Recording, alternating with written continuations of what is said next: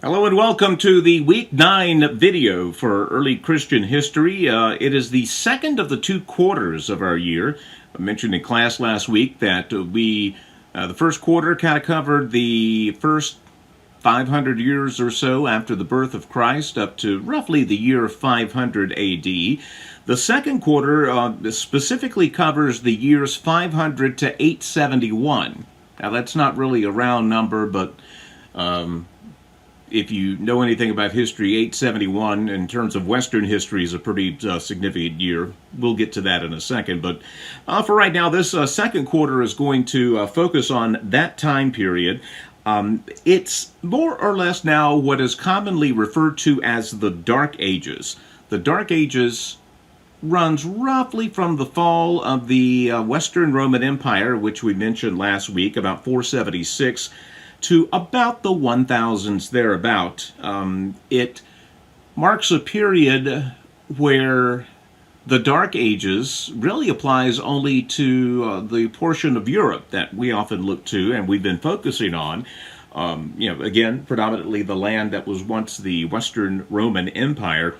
And because that land is the direct antecedent of what we call Western civilization today, we refer to it as the Dark Ages for a number of reasons. Now, it wasn't dark everywhere, as we'll mention here. There are other civilizations on Earth which actually flourished during the last 500 years of the first millennium. However, after the breakdown of the Roman government, there was no longer anything really resembling a central governing authority. Now, for all the good and bad that implies, there is one thing that was good that came from that, a certain measure of stability, a little bit of predictability. You had a commonality of culture when you had one entity ruling over this entire region, this very large region. And so there was, again, some measure of predictability, a stable, I don't say a stable currency, but a common currency. You could go anywhere in the Western Roman Empire and use a standard currency to purchase or to sell, what have you. Without a stable economy, without a system of money, many people during the Dark Ages were poor. The vast majority were poor. About 92, 93% of the people in the Dark Ages were really, really poor. Reading and writing become luxuries at this point. All of your energies, most of your energies are spent on eating, having a shelter over your head, doing the very basic survival things.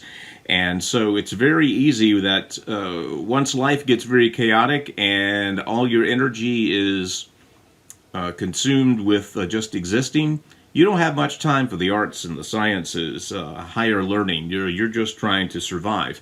Sometimes you'll hear this period called the Early Middle Ages because it predates what we refer to as the Middle Ages.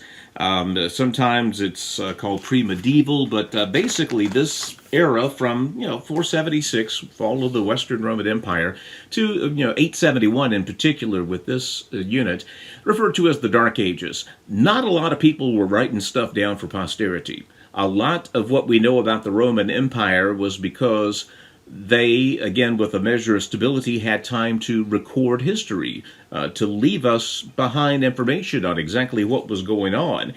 When you, again, have 95% of your energies focused on just surviving, you're not going to pay too much attention to writing stuff down. When you hear of the Middle Ages, you probably have visions of kings and queens, knights in shining armor, castles and whatnot, and there is a certain level of that we will be discussing, but for most of the Dark Ages, it was just pretty brutal times. Again, no central governing authority. Pretty much all of Europe was split up into just a series of small kingdoms, duchies, subdivisions. Basically, the feudal system started forming here, where the governing structure was a guy owns a lot of land, and he has people work that land. They pay tribute to him. He, in turn, provides them protection, shelter, whatnot. If you could imagine what is now Europe, being populated by 10,000 little mini nations, that's kind of what it was like. So what don't you have there? You don't have a common language. You could go a couple hundred miles in any direction and be in a very foreign land where you don't speak the language. You don't have a common currency. Again, you have to barter. Basically, precious materials were your money, and just not a lot of stability, quite frankly. Now, again, it's good not to have an oppressive government over you, but it's bad not to have any type of governing structure.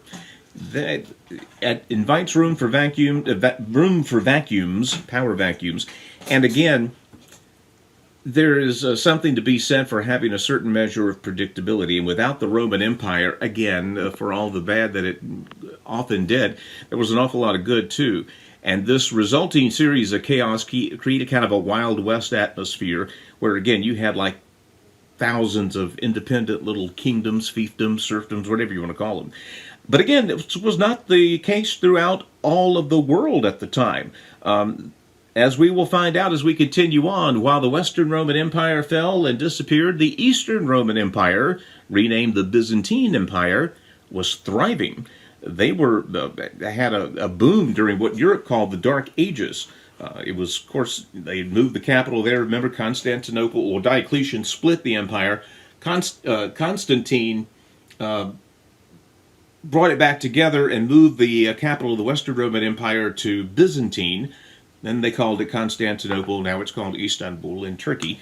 But the Eastern Roman Empire, the Byzantine Empire now, was thriving during this period. Japan, that little chain of islands off the Pacific Rim, was thriving. This was their golden age. It was also a golden age in China, as they had wonderful cultural advancements at this time and really got far ahead of the West in terms of very rudimentary things. China, during the European Dark Ages, was a booming place. Also, one small section of Europe was booming. Southern Spain, under the Umayyad family, an Arabic people, sometimes called the Moors. Again, that was predominantly Muslim, and again, we'll get into the formation of the religion of Islam. And southern Spain, that area was very much thriving during the Middle Ages. And so, remember how we talked about how, the Roman civilization really had sort of advanced in many ways beyond the rest of the world? Now they were falling behind because of these dark ages, and they kind of begat more struggle. It was hard to turn things around. This unit, or this quarter, in your book is called The Fire Spreads, because despite all of this chaos, all of this uncertainty, all of this misery, Christianity was growing. The Word of God was growing. And really, throughout the Dark Ages, the only one reliable thing in all of Europe was the church, was Christianity. And again, as we will discover, that was good and bad because of the way it was carried out sometimes. Very quickly, the book in their lesson number 22 kind of gives you a snapshot of medieval life or Dark Ages life for the common dude and dudette. And a lot of this is not going to be earth-shattering information for you. Ordinary homes were dark, damp, drafty, mostly made of wood. Fire was always a problem because you usually had a fire going, and with a house made of wood, accidents do happen. Homes were also used as stables for your livestock, so you can imagine how the smell was. Again, this was true for about 85 to 90% of the population. Again, there were very few people of means in Europe during the Dark Ages. The vast majority of people lived day-to-day subsistence-type farming and whatnot. Food was very bland. You had some bread, maybe a short stew in the evening, some vegetables, maybe some garlic and herbs to help give it some kind of taste. It was the wealthy who were eating meat and cheese at the time. There's an old meme that went around with a medieval king fat with a crown saying, "Meats and cheeses for all my friends." Well, yeah, the nobility was the only one who could usually afford meats and cheeses. Oddly enough, milk and water were plentiful, but because of germs, that was not always clean. It was very common for plagues to be spread by dirty water, bad milk. The safest thing to drink was beer, ale, because in the process it was boiled and all the impurities were boiled out. Not encouraging you to drink beer by any stretch, but just know that for the Dark Ages it was the safest thing to drink, quite frankly. I love the way your book mentions healthcare in the Middle Ages. There won't much, not as in terms of what we would call healthcare. Doctoring was based on ancient superstitions. I could really make you sick by talking about some of the stories of pre-medieval medicine, in quotation marks. Suffice to say, it was not good. It was brutal. Bloodletting was very common. The idea, again, 90% superstition, is that if you had a pain in your arm, it was because of bad blood, and you got to get the bad blood out. How do you do that? Well, you cut it open. Bloodletting. Barbers who cut the hair were the ones trusted to do the bloodletting, and so barbers in the medieval period were the doctors. They were the bloodletters. Even the image we have today of a barber shop, of the white pole with the red stripes around it, was a symbol of bloodletting, and it's somehow or another, managed to survive even into the modern days. As you would expect, the average Dark Ages person had very little, if anything, in the way of formal education. Only the nobility had the luxury of schooling. If you had a kid, you put them to work. We needed the extra hands to get the food in, to keep the predators away. So, again, education, very much a luxury. As a result of that, illiteracy shot way up during the Dark Ages. Again, if most of your energy is spent on just staying alive, you're not going to waste an awful lot of time learning to read something, and when there's really nothing around to read anyway. We did see in the Dark Ages the system of knighthood.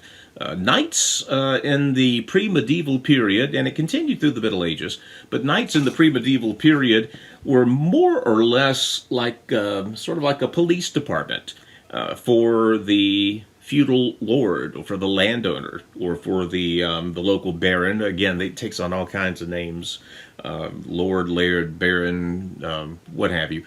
But the system of knighthood that developed during the Dark Ages continued on through the medieval period, because it was a pretty good way of cultivating a police force. You started off, again, you weren't born a knight. There was an apprenticeship. You were a page if you were between the age of 7 and 13. By the age of 14, if you still had the goods, you would become a squire. And if by the age of 21 the squire proved themselves capable and admirable, they were made knights and served their liege lord, whoever loaned the property, whoever signed their checks, metaphorically, is who they worked for. Labor during the Dark Ages, as you would expect, about 90% of it was just really to survive. Most people were poor peasant farmers. Again, as this feudal system developed, basically, for a lot of people, your life is you're born, you work, and grow food for yourself, survive, and you die. The person who owns your property gives you ostensibly protection, maybe clothing, and maybe in some cases they give you the house in exchange for your labor. It's slavery. That's the exact same things that slaves were given. You were given, food, clothing, a house, and nothing more, and ostensibly the protection of your owner. But again, it was very little different between that and slavery. You could not leave your legally anyway, leave your fiefdom, else the landowner would sick his knights after you and come get you. The commoners who populated the towns and villages were usually a little bit better off than the serfs. We also very slowly during the Dark Ages saw the creation of merchants and craftsmen, a true middle class. They were living better than the subsistence farmers, but not as well as the nobility.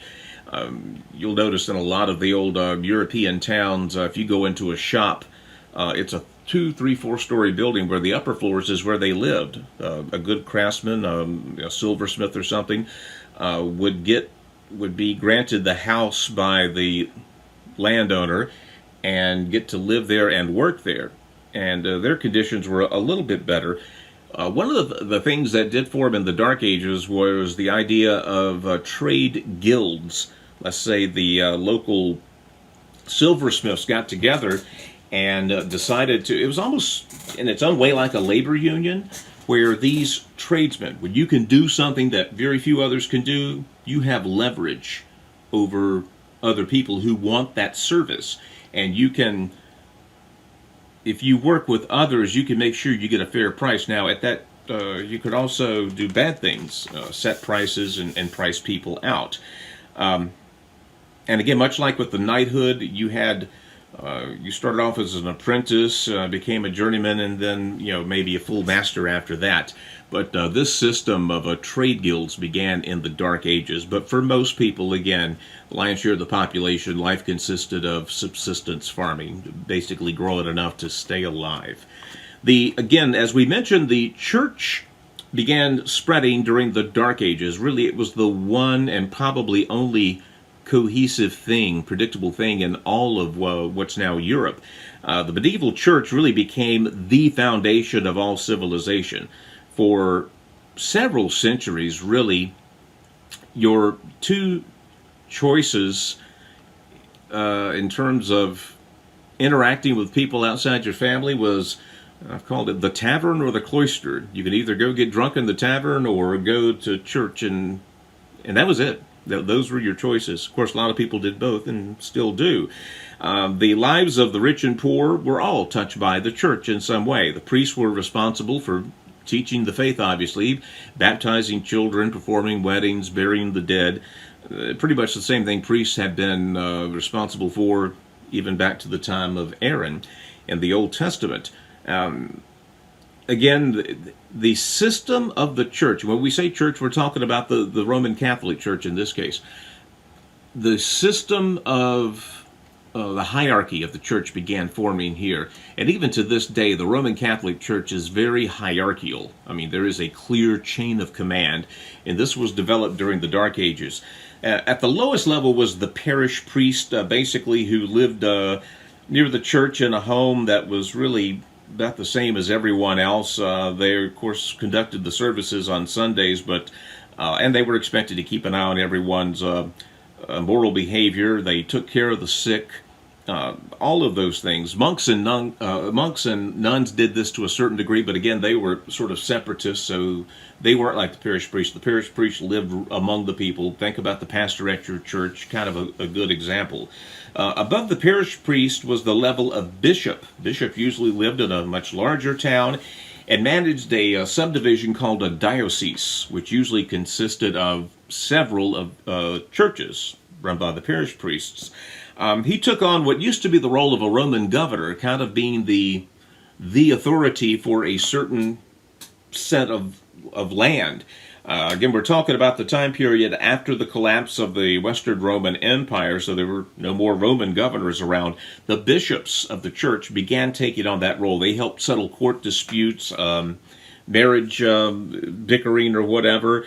They also had a role sometimes in directing even military affairs. They lived in much better quarters usually.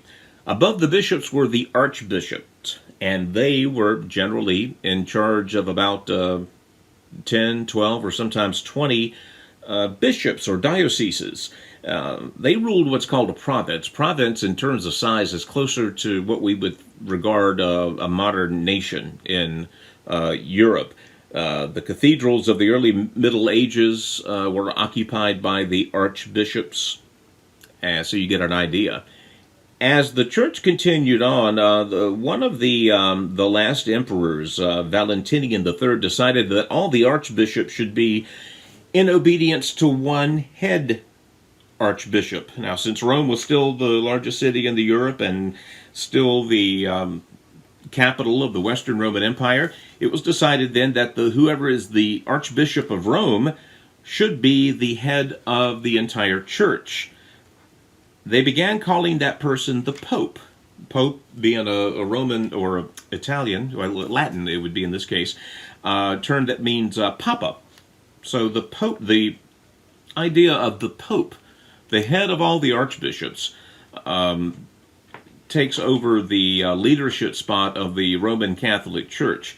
And they actually post-dated back to where they said, since Peter, that Peter, who was the first Archbishop of Rome, sort of retroactively, he was called the first Pope. And of course, as we well know, the Pope lives in the Vatican now, which is the nicest of all the cathedrals.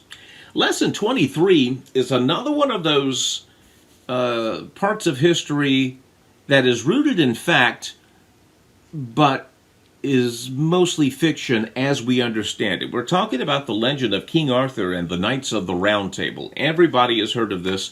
This is one of the most enduring stories we have that's based in the Dark Ages. Legends of King Arthur have sparked imaginations for centuries and centuries. Was King Arthur real? Not as such. He was almost certainly based on a Celtic warlord. Again, the Celts were the ones that were occupying the British Isles about the time the Roman Empire was expanding. And actually, when Rome took over these lands, they actually got along very well with the Celts and more or less left them alone. They were still under Roman rule, but the Celts were very, very cooperative with the Romans, and they got along well. The Romans met the Celts in England. They called them Brythons, meaning tattooed men.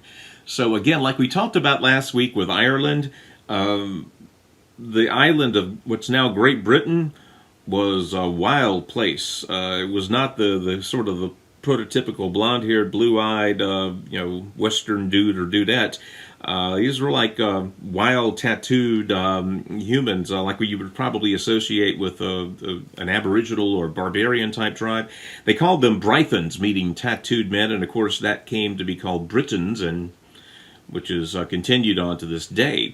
The Romans got along with the Celts so much that the Roman Emperor Hadrian paid out of his own pocket to build a wall to separate the southern part of the island from the northern part. The northern part was full of all these wild-haired Scots that would come down and, Viking kin and whatnot. And so Hadrian's Wall was built at the behest of the Celts by the Romans to keep these even wilder Scots out of there. And really helped the Celtics to flourish. During the pre-Dark Ages period, they actually had a pretty darn good civilization working there. As it turned out, when the Roman Empire fell, the Saxons, the Angles, and other groups began taking over the British Isles and attacking the Celts. Arthur is almost certainly based on a Celtic warrior, maybe even a king. Hard to say, but there was no formal kingship among the Celts. But he was most certainly a war chief who lived in England about the time the Romans left, 400 or so A.D. And it's one of those stories that evidently was somewhat successful. Kept the Angles and the Saxons at bay for quite some time. But again, we know the legends that he pulled the sword from the stone to prove that he was the true king of England. He was given the sword Excalibur by the Lady of the Lake in a ceremony. His closest companion was Merlin, a great wise person who's almost always portrayed as a sorcerer of sorts. He marries the beautiful but troubled Guinevere. Sir Lancelot is his most trusted knight. All of his knights gathered around a round table to talk with Arthur and to plan battle strategies with him. Arthur supposedly fought 12 major battles against the Saxons. The Battle of Mount Badon in 503 was a big victory. We find some evidence to suggest, again, the identity of a true historic basis for King Arthur. Another one of the lessons that stem from King Arthur, again, about 10% fact, 90% fiction, but the search for the Holy Grail, that's been a part of English literature for 1,500 years. Again, we do know for a fact, it's written in Matthew, that Joseph of Arimathea asked Pilate for Jesus' body after the crucifixion, and he placed it in his own tomb for burial. That's in the Bible. Tradition adds that Joseph somehow got a hold of the cup that Jesus used during the Last Supper with his disciples. With that cup, he is supposed to have collected some of Jesus' blood while it hung on the cross. Now, again, did this happen? Almost certainly not. It's a little too fantastical to be true. But we do know it is a fact that Joseph, later in his life, traveled from what's now Israel into England. And if he did possess this cup, most certainly it would have come with him. And so the legend goes that he lost the cup in England, and that King Arthur made it his life's work to try to find this Holy Grail. Again, the legend goes he had a shared vision. Again, so much of this is just just embellishment over the years. But the legend of Arthur has endured for 1,500 years simply because it has all the elements of a great, great story. You've got heroes, you've got heroines, you've got danger and challenges and triumph, just otherworldly feats of faith and everything else.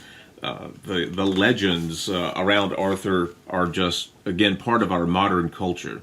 And it really, if you think about it, it's one of the few parts of the Dark Ages that survived the Dark Ages. Again, very little in the way of literature and art is left from the Dark Ages, but the legend of Arthur lives on and will before the end of time. It is truly a timeless story because every civilization needs a hero. We need some type of ideal to shoot towards, and King Arthur, for all his good and bad, certainly is that. And again, in terms of what we still have today that was around in the Dark Ages, that's one of the few things. Meantime, as we mentioned, the Eastern Roman Empire was thriving during these Dark Ages in the Western Roman Empire, now called the Byzantine Empire because of its location in the ancient city of Byzantium. From the years 527 through 565, they were led by really a king and queen, more or less, still technically called an emperor, Justinian and Theodora. They ruled the empire for nearly 40 years. Odd backgrounds on both of them in that they were not born of nobility. One of the enduring characteristics of the Dark Ages is that there was no upward mobility really to speak of. If you were born a peasant, you were almost certainly going to die a peasant. If you were born in the middle class, you were almost certainly going to die in the middle class. However, these were two people born of peasant families who had some connections and were able to move up. Justinian had an uncle that was, even though he himself was born to a poor family, he eventually met an uncle that was in nobility and was trained in the emperor's court. And so he was a very disciplined young man and evidently rose up quickly enough to where he was, in the year 527, crowned the emperor of the Byzantine Empire. A story of Theodora, his wife, is another one of those. Again, there's probably a lot of fiction, but there's a whole lot that piques the imagination here. Theodora was the daughter of a bear trainer in a circus. Kind of gives you an idea of her background. She wasn't strictly a peasant, I guess, but circus performers were not high up on the social chain then. She became an actress in the not just in the circus, but in the traveling minstrel shows. So not the usual background. As the story goes, Justinian met the poor, hard-working Theodora and instantly fell in love with her. We've seen this in fiction. The prince who's bandying about and his heart gets struck by the young peasant girl and he makes her a queen. Well, this really happened here. The historians say that all of the artistic depictions of Theodora paint her as just someone with stunning beauty. Again, evidently she was just drop-dead gorgeous. They really made their bones 5 years after they were married and began ruling by surviving what was called the Nika riot in Constantinople, the capital city, in the year 532. Lots of fighting. This is the oddest part of the book, and I had not realized this. Apparently, horse racing was the big spectator sport at the time. And there was the blue team and the green team. And there was a big fight between the blue-green and the blue team and the green team. And it developed into a riot. This is like, Dallas Cowboys and the Washington football team having, and their fans starting a riot in the middle of the capital city. Evidently it happened in 532. Nika was the word for victory. And so they kept claiming victory, Nika, and it was come to known as the Nika riot. Justinian, the king, was not fond of battle himself and wanted to kind of play it safe here, but Theodora persuaded him to remain in Constantinople and take control of the situation. He appointed General Belisarius to gain back the city. Belisarius had 30,000 people put to death. That ended the riots. The massacre was terrible, but again, it ended the riots, and what it did was, it certainly gave lots of credibility to the rule of this man and wife. And Justinian and Theodora oversaw 38 years of relative peace in the Byzantine Empire. Again, when you're doing well, you can focus on making things look pretty, studying the arts, doing all that stuff, and they did. The Byzantine Empire, under their rulership, flourished for these years and really laid the foundation for several centuries worth of artistic advancement. The mosaics of this time were some of the most famous in history. They built several of the temples that are still standing today in the nation of Turkey. The Hagia Sophia, one of the greatest works of Byzantine architecture, with its marble walls and what, it was completed in 589. And the comparisons to the Temple of Solomon were obvious. Justinian and Theodora had a reputation for looking the part, too. They evidently liked to dress very, very well and to comport themselves very auspiciously in public. Also, the biggest achievement here was the Justinian Code. A quick note, Theodora actually died the year 548 of what was almost certainly cancer. She was only 48 years old. Justinian lived to be 83. But he developed the Justinian Code. Again, we talk about one of the artifacts of the Western Roman Empire being that rule of law that we still see as very important today. The Justinian Code for the Byzantine Empire was their rule of law. It was basically an updated version of the prior Roman laws. It gave certain rights that citizens of the empire enjoyed. Justinian was Christian, so a lot of it reflected his Christian faith. Matter of fact, the tradition of swearing an oath on the Bible in court began under the Justinian Code. In this case, though, it was the judges that swore the oath on the Bible. But we see the remnants of that today. Although the Bible isn't used anymore, we're trying to secularize the court. They just have you raise your hand up. But for the longest time, it was you swore it on a Bible. The penalties for breaking some of the laws are pretty harsh. This guy was Old Testament in some of these respects. Adultery was punishable by death, along with sorcery. People could lose a hand, nose, or a tongue based on the crime. You remember Hammurabi's code from ancient Babylon? Yeah, something like that. Justinian, though, in writing his code, said, quote, "Be armed with law as well as glorified with arms, that there may be good government in times of both war and peace."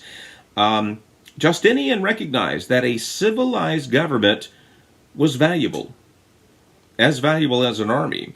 And at this time and place of history where most of Europe was under feudalism and lots of fighting, this concept made the Byzantine Empire a pretty safe place to live. And again, where there is safety, where there's security, where there's economic prosperity, there's going to be education, there's going to be arts, sciences, there's going to be advancement. In the Western Roman Empire, the former Western Roman Empire, that wasn't happening. It was happening, though, in the Byzantine Empire. We'll talk more about it Monday. We will see you then.